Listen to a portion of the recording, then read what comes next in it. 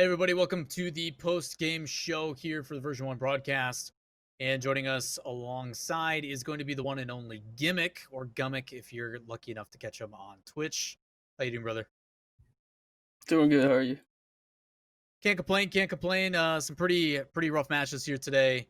But exciting nonetheless. We're not going to focus too much time on it because obviously we want to talk about the positives and move forward here. But ultimately, Gimmick, the big thing I got to know, what is it like to go into a 9-minute plus overtime? What is the feeling like? What's the communication like? What are you guys going to focus on to kind of take us through that OT? Yeah, to be honest, when it's like a big OT like that, you don't notice the time. Like I didn't even know it was 9 minutes till I scored, I think, and then I noticed it was 9 minutes. I was like, whoa! I did not feel like it because in the moment, like we're just focused on calming. Like it just goes by super fast. We're just worried about one thing, and that's calming and getting the goal. I- My curiosity is more on the side of just how does it I guess it doesn't matter because you're not recognizing the time as you just said, but from us, from the viewer perspective and from the casting side, we're watching this almost this like wave of speed change ups where it went back and forth like 4 or 5 times. I guess more to me is like, what do you guys have to do and what are the comms like to keep yourselves in that situation? There's so much pressure and everything else. What is going on in the comms that is keeping you guys calm and collected and able to stay in an overtime that's going that long?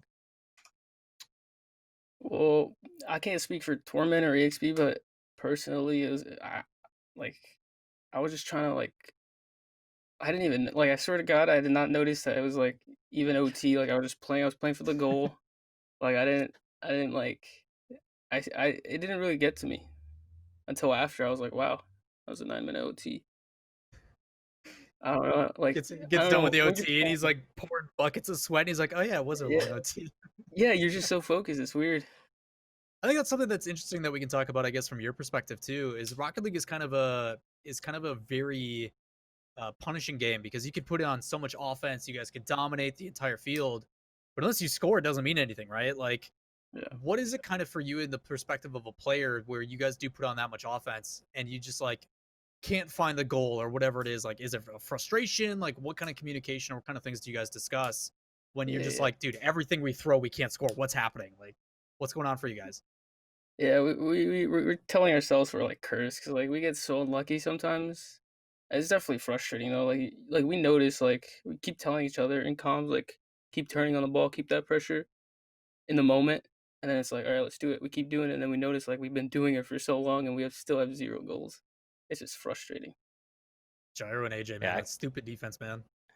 Yeah, yeah, that defensive stand that they had was definitely something that I can't imagine it be anything other than frustration on the other side of that one. Um, but do past that frustration a little bit. What are you guys looking forward to as we transition towards this weekend? I mean, obviously today didn't quite go as planned, but what's the gear change? What's the focus now as we move towards the second regional? I think we gotta tweak a couple things like possession wise. I feel like we gotta just keep control more. I feel like that's one of our downfalls. We could definitely work on it tomorrow during our scrims. And I feel like if we do that tomorrow, it'll be easier to do it into the weekend, hopefully.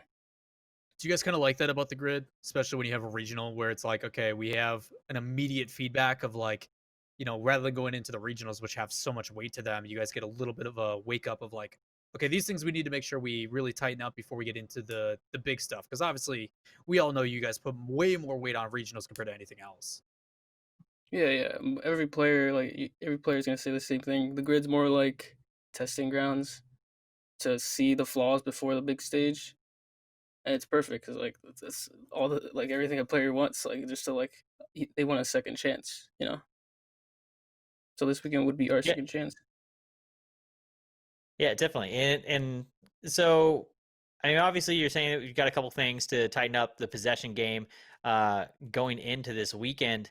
Um, is there anything outside of possession? Any key things? I mean, one of the things that I'm just going to call out and be that guy right now is really kind of on the kickoffs. It feels like we're having problems yeah. in the kickoff game. Is that something that has been kind of recognized by the team and something that we're focusing on? I think that might be an area that we can regain a little. Yeah, we've talked about that. It's more because like we're all like very different on kickoff.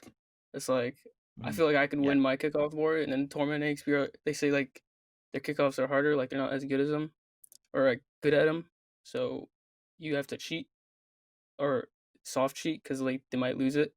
But with me, I tell them to cheat on my kickoff. We've been trying that, but didn't really work out today. Yeah, I think it's a tough one, man. Obviously, you guys are trying to make so many adjustments from week to week, but because there's so many matches, like there's just no real time to breathe. I Yeah. guess ultimately, what has that kind of been like? I mean, obviously, you guys are with a new roster. You are still trying to figure things out.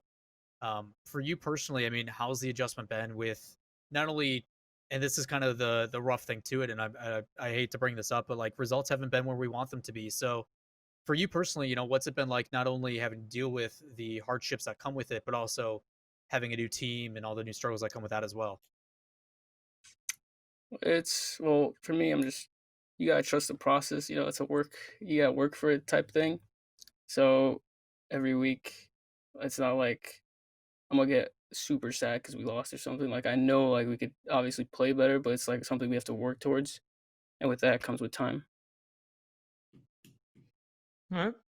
I have to derail for a second just because I don't feel like I will have done my job from week to week asking these questions if I don't Sorry get in one in advance, because I Gimmick. didn't get one Sorry with in advance, bro. Fireburner. So yeah, so this is gonna be the tough one. Toughest question you're gonna get today. Edge, corner, or center brownie piece? I actually kind of Mm, like this question. I actually kind of like this one. I'll go with Edge. That's an acceptable answer. So the center and edge were acceptable. Anybody that picks a corner is just automatically written off in my book. So I'd like to commend you on passing the test. Yes, appreciate that. Gimmick, that's a great answer. You got to have the edge because then you get like a little bit of structure to it so you can actually like grab it, because if you get in the Hmm middle, it's all like hmm mushy and falls apart. Smart man. Big brain plays here from Gimmick, man. Last one before we go. Obviously, greatly appreciate you taking the time as always. Ultimately, if you could tell the players or the people in the audience anything, whether it be about yourself, the team, V1, whatever it is, maybe something we don't know, maybe something funny that happened this week during scrims, give us a little bit of insight onto the boys that won't get you in trouble, I guess is the best way I should phrase that. But I mean, a little insight. Honestly, every day in scrims, like every time we scrim, something happens. Like we just get so unlucky. Like a crazy pinch, we always save it and rewatch it, and it's just like wow. But any one that comes to that's mind that. specifically? Any like one specific Um, scenario you got for us? See, yeah, there's this actually we are scrimming like E United, I think, and then AXP got bumped into an own goal double tap, and it was just Sick. like, yeah, like Ajax was going for a double tap, but then he bumped AXP, and then AXP scored it. It was just so lucky. We just rewatched it and rewatched it. So Make sure you post that on Twitter, man. I want to see that now. If you yeah, can. Obviously, you guys don't I'll, release too much of scrim stuff, but you'll have to post that for us. I'll ask Torment and stuff. Besides that, though, to follow version 1 GG on social media. Hey, man, we appreciate the shouts, Gimmick. Also, make sure you shout yourself out. If you don't, I will. So, again, Gimmick, we greatly appreciate the love and support and the time that you're taking after the matches today. But we're going to bid you farewell. As everybody in chat, if you guys haven't already, Gimmick on Twitch, Gimmick RL on pretty much everything else. Make sure you guys go show the man some love as he's now streaming quite a bit now. And you might get to see some of those crazy own goal, double tap, pinch, whatever you want to call them. So, appreciate you taking the time, man. Yep. Again, shout outs again here to Gimmick for taking the time to have an interview with us. But that is going to kind of end it up for today. We had some pretty exciting matches.